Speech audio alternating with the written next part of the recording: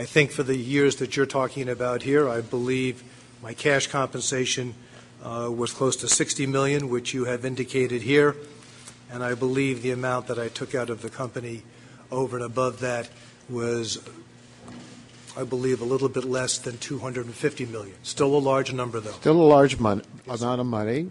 You have a $14 million oceanfront home in Florida. You have a summer vacation home in Sun Valley, Idaho. Yet you and your wife have an art collection filled with million-dollar paintings. Your former President Joe Gregory used to travel to work in his own private helicopter. I guess people wonder, if you made all this money by taking risks with other people's money, you could have done other things.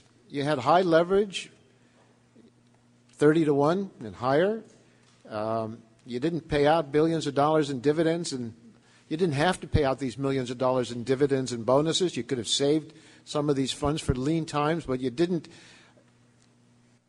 Do you think it's fair, and do you have any recommendations on fundamental reforms that would bring a new approach to executive compensation?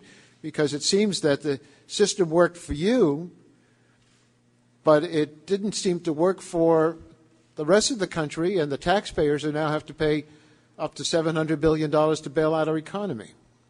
We can't continue to have a system where Wall Street executives privatize all the gains and then socialize the losses. Accountability needs to be a two-way street. Do you disagree with that? And do you have any recommendations of what we ought to be doing in this area? Mr. Chairman, we had a compensation committee that spent a tremendous amount of time making sure that the interests of the executives and the employees were aligned with shareholders. My employees owned close to 30% of our company, and that was because we wanted them to think, act, and behave like shareholders. When the company did well, we did well.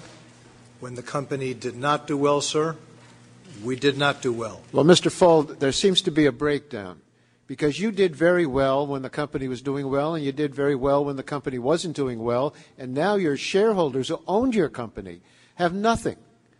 They've been wiped out.